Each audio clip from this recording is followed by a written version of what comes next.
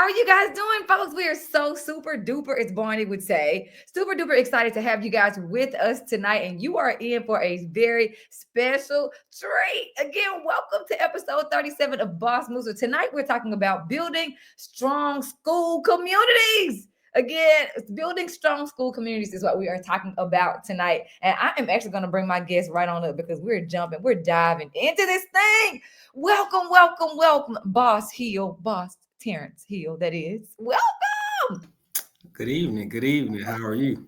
I am doing exceptionally well. You guys know exactly what we do when we get on here. I want to remind you that we are all about making boss moves, and boss moves stands for all of us being intentionally bold, optimistic, spontaneous, and substantial in these leadership lanes. Y'all, I let me tell you about our guest tonight. Again, if you haven't heard, you are going to hear tonight why he is an award winning administrator, why he is such an amazing advocate, and why he is on to help us explore this topic tonight. Mr. Terrance Hill is the newly, right? No. Y'all go to Yeah. the chat and tell him congrats because he is right now. This is July the what's today? The 12th, 13th, 14th. 13th. I So want 13th. Yes. 12 days in his new position, y'all. He's been promoted. He got a promotion to assistant superintendent. He is currently the assistant superintendent in Greenville Public School District. He is widely recognized for his leadership in school transformation and turnaround work, both across elementary and middle and secondary schools. A dedicated educator and systems thinker, and you will hear this clearly tonight. Mr. Hill brings a wealth of experience and a deep commitment to creating meaningful change for students, staff, and communities. Again, welcome, welcome, welcome. Thank you. Thank you. Glad to be here. Listen, we're so excited. So y'all know what's in your cup tonight. What is in your cup? Y'all know I got always a cup of tea in hand. What's in your cup? And let me tell you what this cup says tonight. It says you already have what it takes. Let me say that one more time. You already have what it takes. Y'all drop that in the chat for me because I need you to hear that before we get started on this conversation tonight. We know that the school year has officially kicked in. We are rocking and rolling in the school year 25-26. Welcome to the new year. And so I want to remind you, even before we get started fully into the second full week, that as my cup says, drop this in the chat. You already have what it takes. What do you think about that, Boss Hill? We have what it takes. Definitely. We are all equipped with that thing. We Now, of course, it takes some longer than others, but once you unveil that one magical thing that keeps you going and keeps you motivated, that's you. That's you. So we all have that. Everybody's a little bit differently, but we have that. So we strive to make sure that we're implementing those things. I love it. So listen, we're going to jump right on into this hot topic tonight. It's very timely. I remember being a new principal, right? And when I first started my career as a new principal, I was in a community that was already like, when you said school community support, it was there, right? But like you said, you already have what it takes. So I knew we were great, but there was opportunity for us to be even better. And so tonight, that's what we're talking about. We're talking about the fact that strong school communities, they don't just happen by chance. We've got to be intentional. We've got to be intentional with that. They're built through vision, intention, and bold leadership. And y'all know that is part of that boss framework. We've got bold is not about us being loud. It's not, but it's about us being intentional in how we show up, right? How we be, as Ayanna would say. Are we truly advocating for the people that we are leading? Or are we just passively letting things go by as they have been? And so here we go. We're jumping into this first question. What do you feel is one intentional action? And the word, y'all, you will hear intentional 1,000 times tonight because as we're talking about systems thinking, right? And we're talking about strategic planning to jumpstart the new year, you've got to be intentional. So, what's one intentional action that leaders can take at the start? And I'm talking about right now, boots on the ground. What can we do right now to strengthen trust across school community? Data-driven interviews. And I Mm. say that my summers always consisted of one-on-one interviews with the entire staff. Mm. When I say the entire staff, I mean from the assistant principals to our teachers, to our support staff, to our custodial teams, to our cafeteria teams.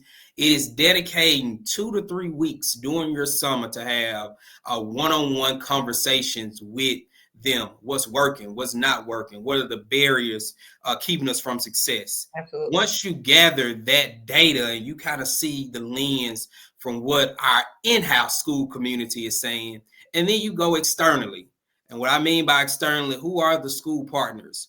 What are our parents saying in the neighborhood? This means, because this is the neighborhood and this is the school community that you're going to be working in. So you have to be truly invested in that. So that means taking out a Saturday morning. You may take some buddies or you may walk by yourself and you're going door to door, introducing yourself, seeing people out on the lawn. I've seen people washing their cars, and I'm having intimate conversations with them about the school community, local officers in the area, businesses owners, alumni.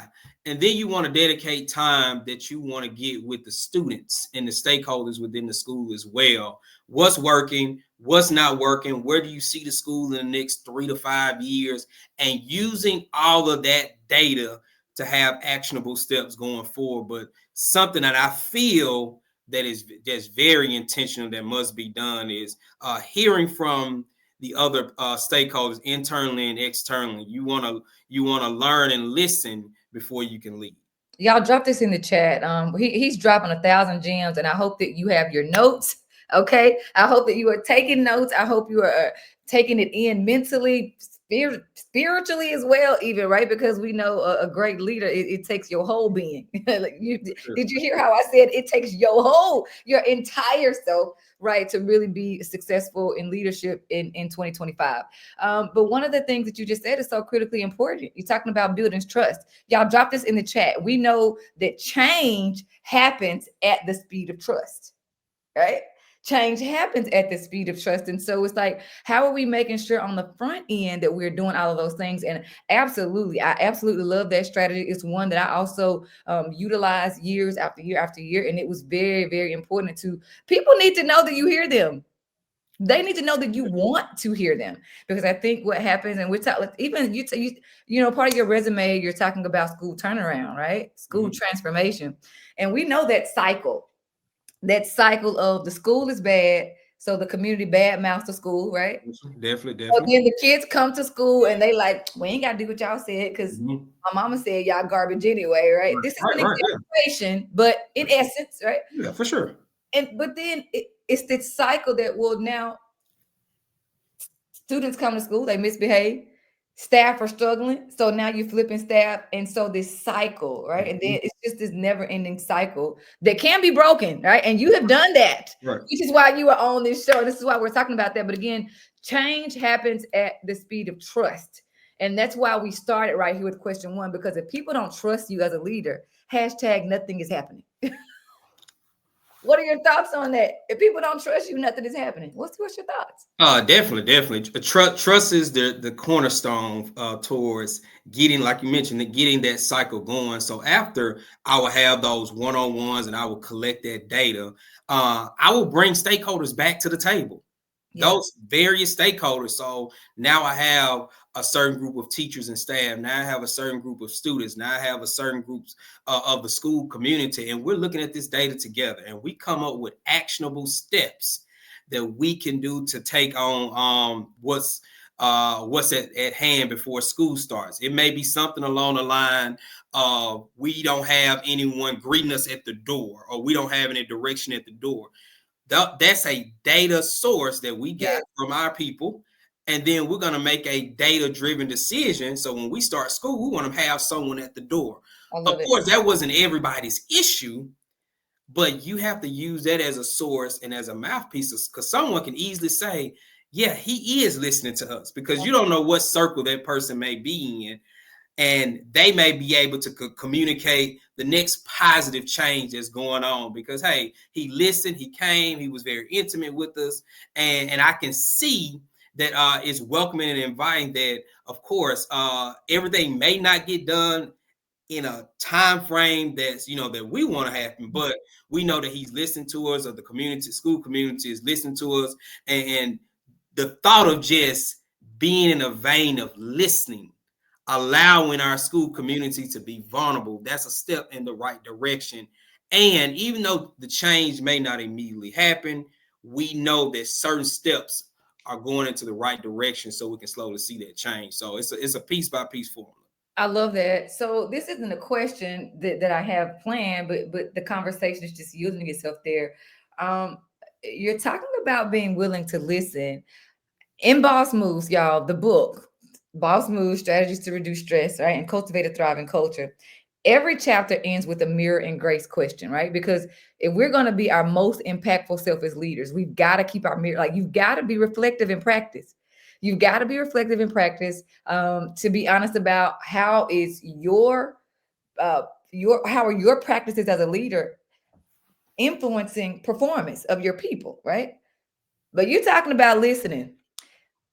Where does ego go in that? Because if you're gonna be honest, if you're gonna say, I want the people to talk to me and I want them to share their thoughts, people will share thoughts. So talk to me about, how have you navigated being willing to wholeheartedly listen and not take offense when people kind of, because people are going to give you their experience, right, from their Sure, perspective, for and it's sure. not always the way that we intend. So how do you, what are your words to a new leader who, a novice leader or even an older leader that you've been pouring your heart in, you have lost blood, sweat, tears trying to get the thing done, and here parents are, the community or whoever, and they're communicating a disdain for the current status of the school. What are some, how have you navigated that? Where's ego?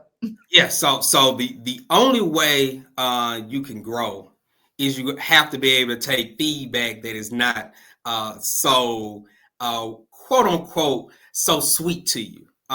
That's the only way we grow, because in our space we think that we're doing everything right, and sometimes we have tunnel vision that we're Yes. not looking at. We serve an entire community. Yes. There's no ego in this work. Yeah. I will always say that there's no ego into this work. Yeah. And if we're going to be servant leaders in this space, our job is to ensure that we are trying to serve every capacity and every length in which we serve. And many times, parents will come up to me and say they didn't like this or they didn't like that, and I had to block out maybe the language, the Yes. tone, but Yes. listen to the message. Yes. And Yes. when Yes. you have those reflective times, and you mentioned it, when you have those reflective times at the end of the day or at the end of the week, you may be able to uncover what they stated and say, you know what, she or he may be right about that.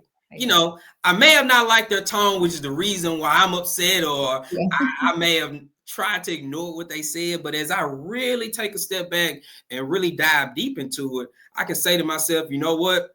I heard this from this parent, and I remember hearing it from another parent. Maybe this is something that we need Yeah. to address. Yeah. So I would say, build those boundaries where you have times where you will take feedback and won't take feedback. But your goal is to take feedback from all of the school community. In certain veins, we want to take our feedback or listen to certain people in our school community that may have a certain rank or certain status. Yeah. But if we build a vein where we're communicating with everybody and we accept your feedback, then everybody feel like they have some type of investment in the vision, mission, and goals of the school. I absolutely love that. Y'all do us a favor. Go ahead and hit that like button, hit the share button. We are sharing the good stuff. And I think, y'all, we spread enough of the negative. I want to challenge all of us. When you see something good on social media this week, myself included, y'all, let's share. So this is good stuff, right? This is great stuff. So go ahead and share it. Again, as we've said on this question one, strong schools are not built on programs, they're built on people. And we know that building on people requires us to have trust. So that's fantastic. That leads us right into this next question. And you touched on this, right? But how do we move past open house to real open hearts? Okay, let me say that again. How do we move past just the performative community engagement events that we know we have to, some of us we have to have, your Title I school, I gotta have I have to have these things, right? Right. But how do we get past the superficial, if you will, engagement to a place where people really trust us.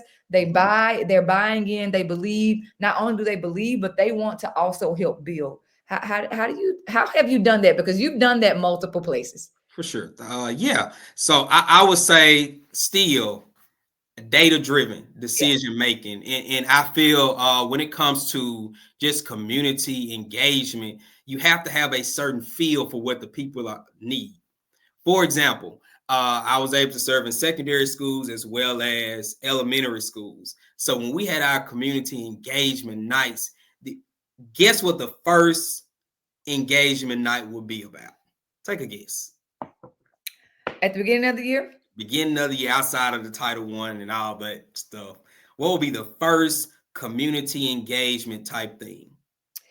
meet the Tigers, meet the Jaguars, meet the, where you're introducing your staff, you're introducing your bands, your sports team, all of those things. So, Possibly. so within the first 30 days, I always like to get to our pre-K parents, our kindergarten parents, and our sixth grade parents, and in some cases, our ninth grade parents. You know why? They have finally let the leash. Finally. And you're able to see that Yeah, when they walk by the office and say, "This is my baby's first day of ninth grade. I'm so nervous. This is yeah, my baby's first day of sixth grade. I'm so nervous. This is yes, my baby's day of first grade or pre-K or kindergarten. I'm so nervous. I'm a nervous wreck. I don't know what I'm gonna do. They're growing up on me." So within the first 30 days, I want to bring you back into the school to show you how they have progressed. yes, No longer have to think about this mom, dad, grandmother, granddad. Now you get a chance to see really quick how yes, they have transitioned, what the teachers are saying. We get a chance to have some intimate relationships and intimate conversations about what's going on within this first 30 days. So, getting a feel for the people. What are they saying when they walk by? And this is just informal conversations. I'm so nervous. I don't know what they'll do. I'm worried about this. I'm worried about that. Well, you know what?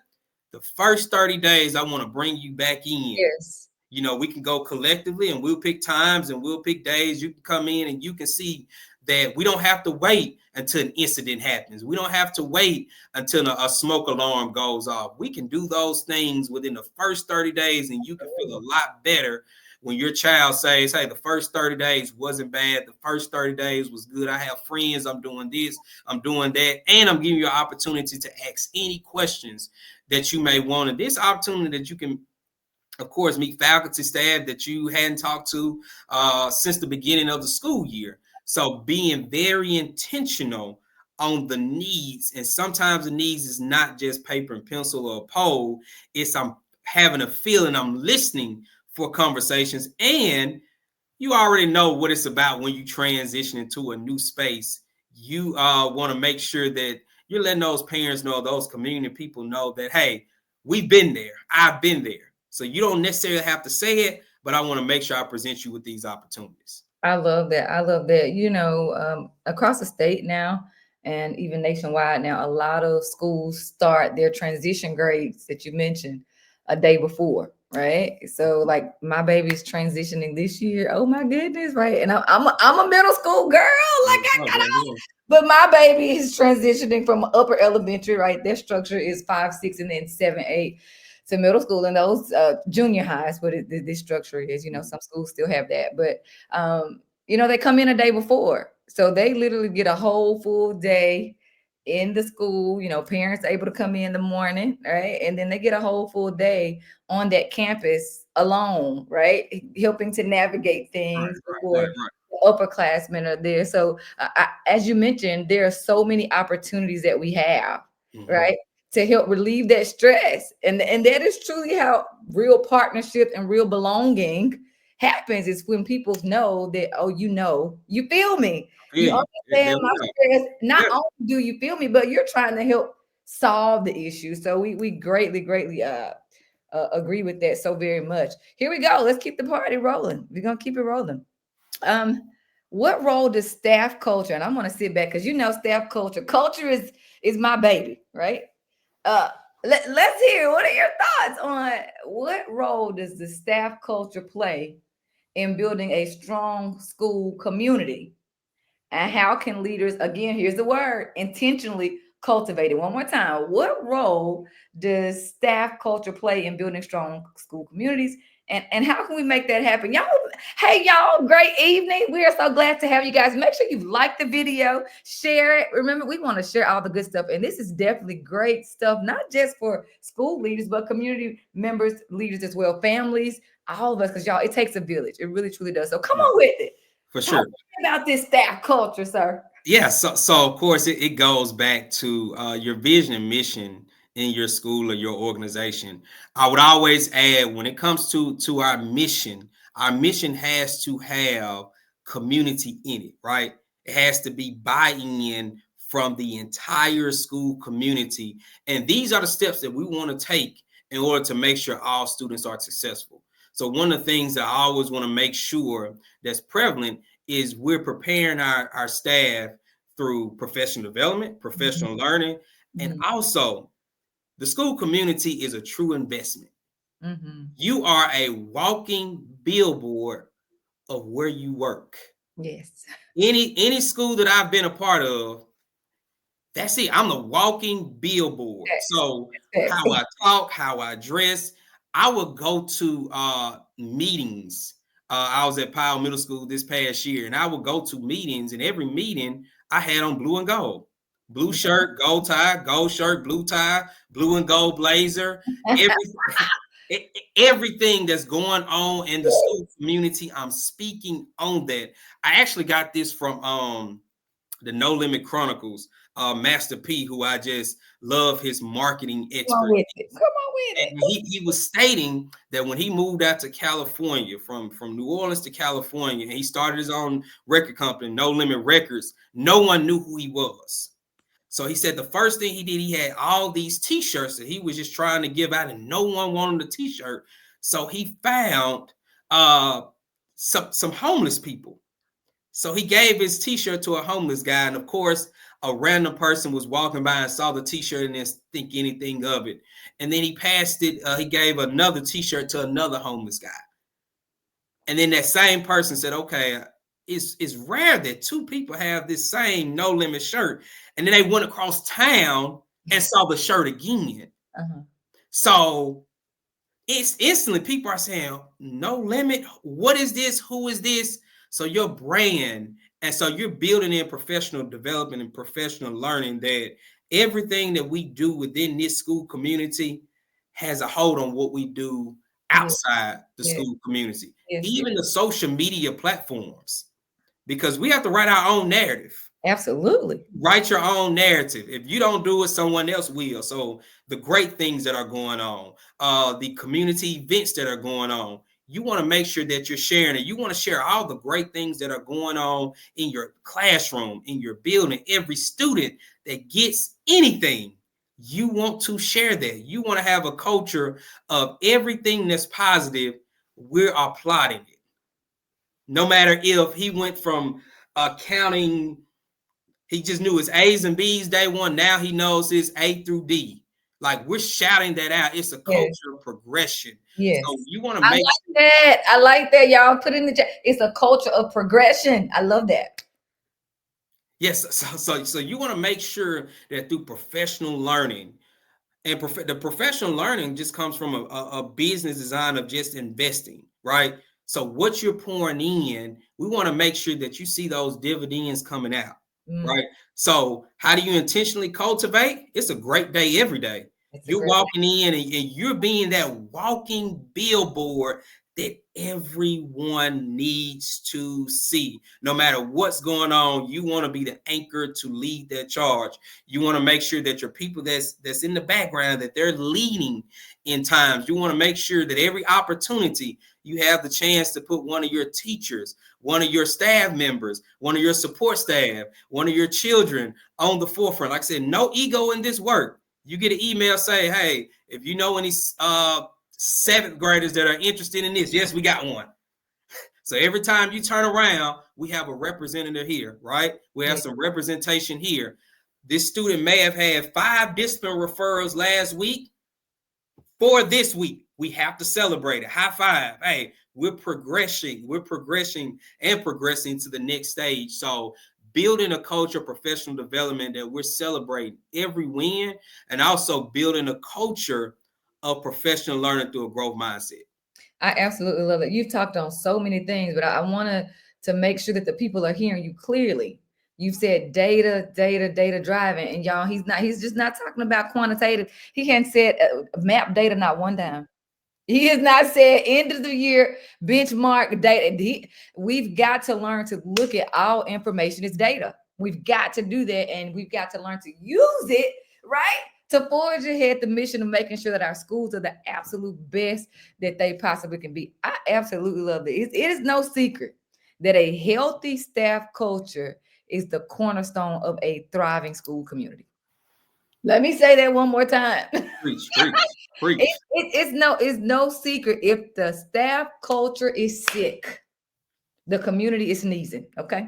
There we go. I like that one. If the staff culture got the flu, you got to know that the community has a temperature. So you've just got to know that we are so intricately connected that we've got to always make sure that we are taking good care and have high expectations, right? So often, I think as it relates to school culture, we really do turn a blind eye to so many things that we like, it's there. You got to deal with it. You got to deal with it. Y'all know I'm a country girl, and I didn't go to traditional daycare. I stayed with my aunt Helen and Mama Chris, right? And Aunt Helen and Uncle Doc had farms, right? And they would get all the fruit, the vegetables, all the things together. And every now and then I would hear my great Aunt Helen say something like, "Get that one out of there," right? She was talking about the bad apple. She was talking about that, right? And it's not so much about getting them out of there, it's about changing the behavior. And as leaders, we've got to learn, we've got to be able to separate the person from the behavior. Mm-hmm. Same thing with our students, right? We'll say that's a bad baby. No, it's not. No such thing. That was an undesired behavior. So we've got to work to change the undesired behavior. But I love that so very much. Sir, you are on fire. Okay, here we go. This is the last question. How can school leaders use moments of conflict or crisis to strengthen and not fracture the school community? And we know in 2025, we don't have to look far. We can look right here in our own communities and see the turmoil, see the violence, see the hate. We can see it. You can feel it.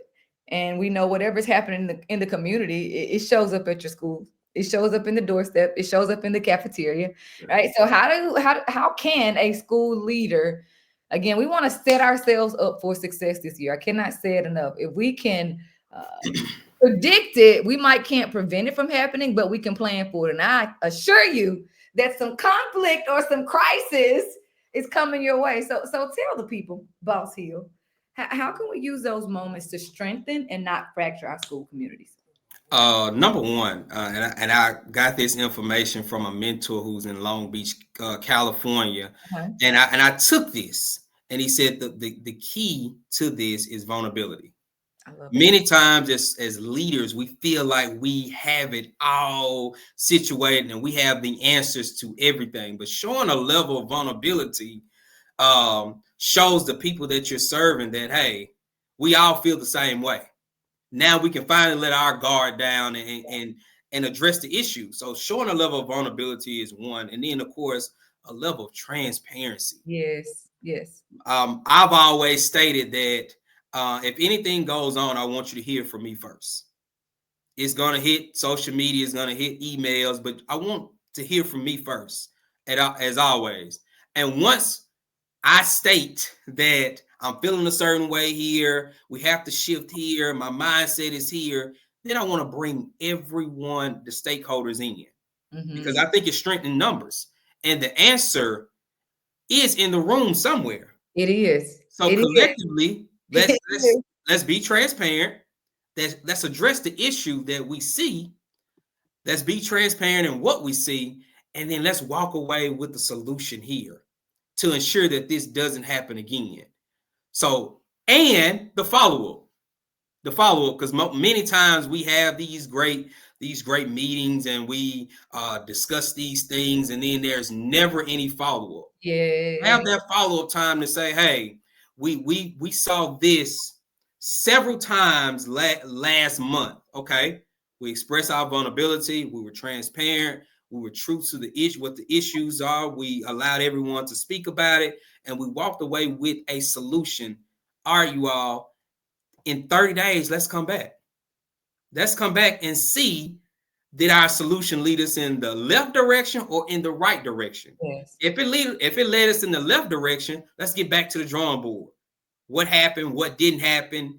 And let's address it head on. If it led us in the right direction, how can we fine tune it? Yes. Fine tune it. So you want to make sure that you're vulnerable as a leader to show, hey, I need you all here because I don't have the answers. I love that. So many times when I have parents or people in the community that are complaining, hey, next Friday, next Thursday, 6 o'clock, what you doing? Come on by the school because I want to hear your input on how we can improve these situations here or there, and empowering them and empowering the people around you, and consistent follow-ups. And that's kind of the formula for like everything that goes on in the school community. Be vulnerable, be transparent, bring the problems to the table, be solution oriented, and then have consistent follow-ups to see, do the issues continue to go or did we seize them during those moments? I love that. Y'all drop that in the chat. Our future success depends on our ability to follow up, right? Our future success depends on our follow-up game. Like, how are you flexing with the follow-up? That is so critically important. And I think, even outside of culture, we know for certain with instructional practices and instructional leadership, think about how often, like, we checked off the box. We did the instruction around. Yeah, I did the teacher evaluation. You never followed back up one more time to close that loop. Like, what are we talking about? Like, we've got to make sure. And when we don't, that also speaks volumes to the people that we lead. It says really it wasn't important. It says really it was just right now in the moment, right? But you just said something else that was critically important. And what I heard you say was, so what, now what? Definitely. So what, now what is something that I would say all the time, and I still say now when I'm supporting schools. Something happened. We did not like it. So what, now what? Yeah.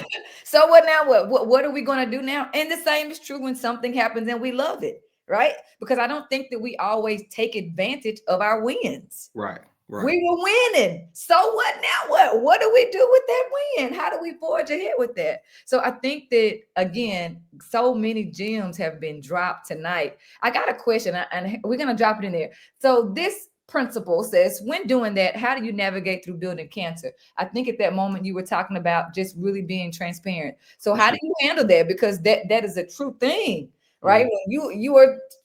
All right, let's come in here. Let's talk about it. You're going to have those negative Nancy's that, oh my goodness, they are excited to have a microphone. It's like, wait a minute, give me the mic. Yeah, how can you navigate it dealing with people that, sometimes they just they woke up at 5 a.m. and they were mad. Yeah. Put in the parking lot at 6:30 a.m. and they mad. Like, how do you handle that? So of course, is no ego in the work. No work. Y'all drop it in the chat. No ego in the work. You build a lane for us to be solutionists together. So it's an issue.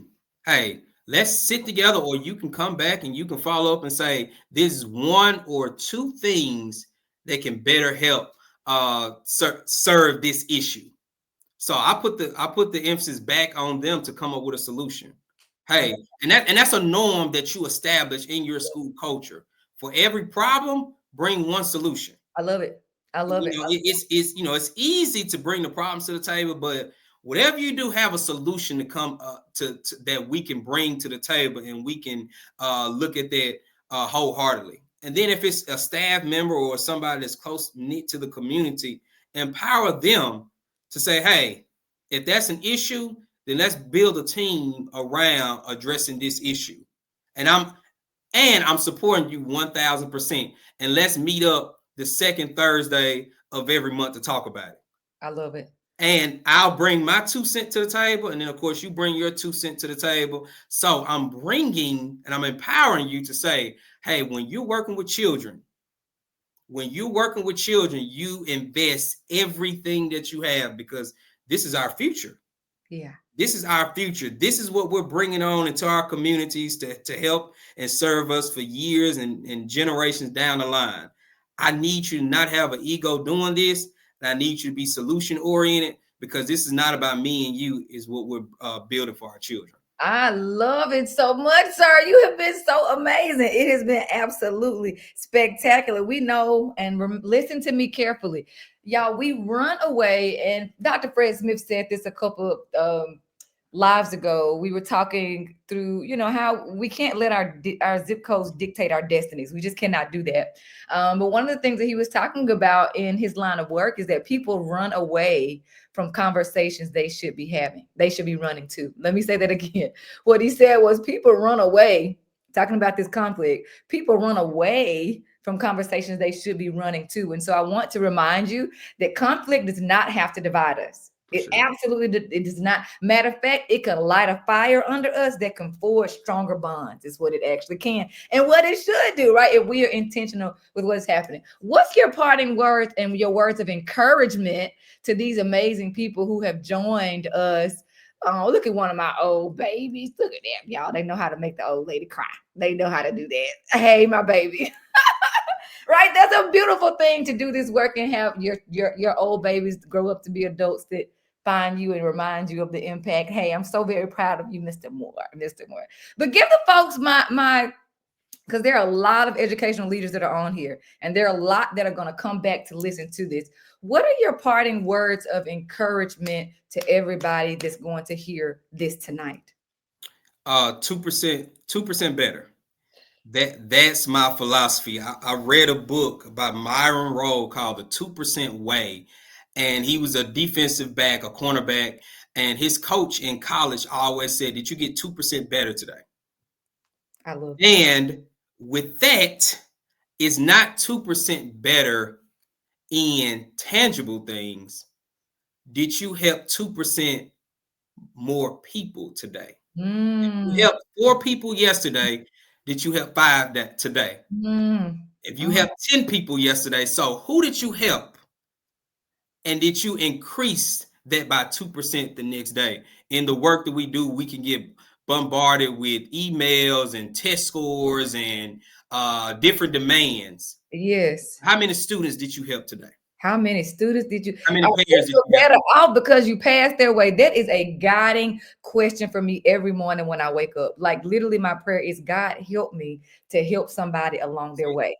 Right? And you got 2%. to have that mentality walking into the building. Who did I actually help today? 2%. 2%. And when you sit back and you reflect and say, hey, I did this, I did this, I did this, but I also helped this person and this person and this person and this person and this person. I had a pretty good day.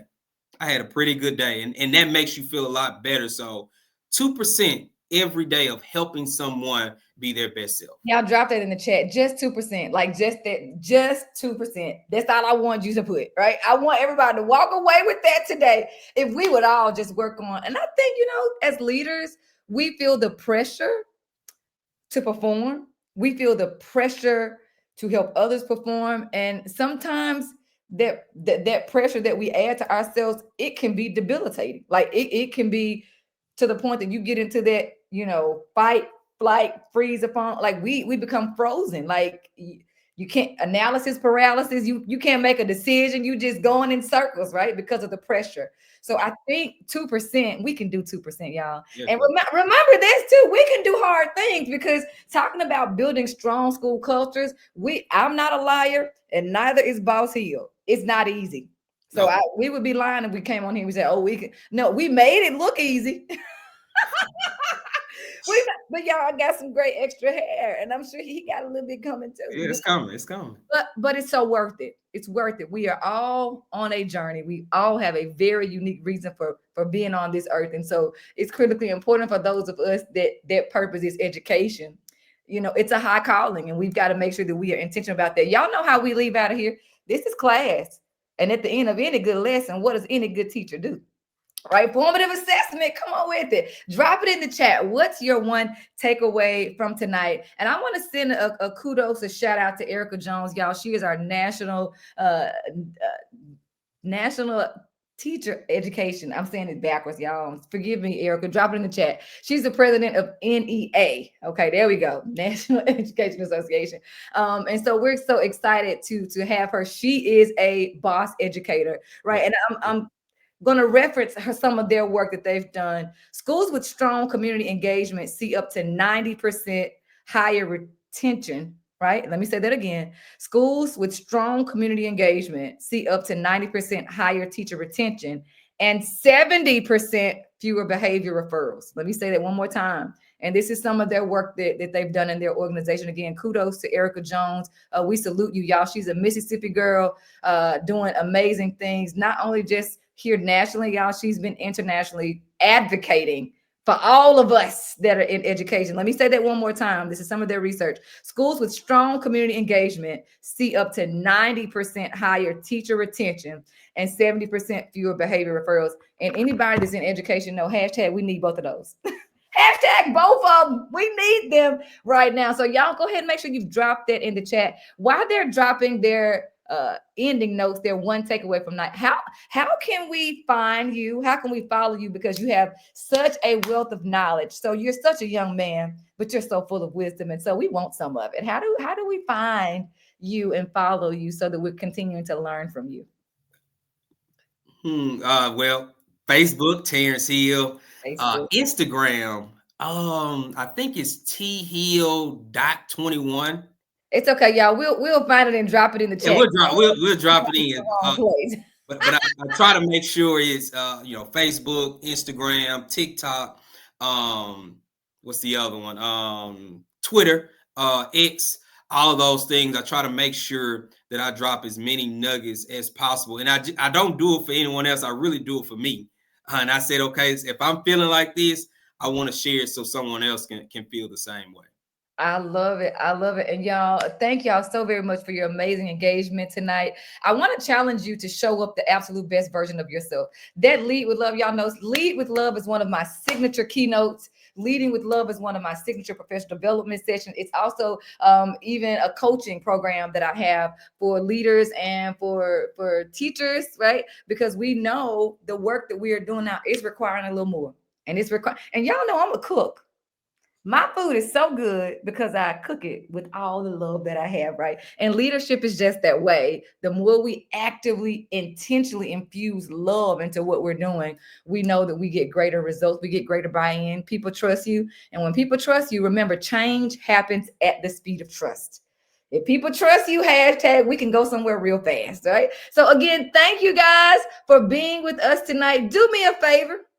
Y'all tell this boss Hill again, congratulations again on Thank his you. new Always position as appreciate it.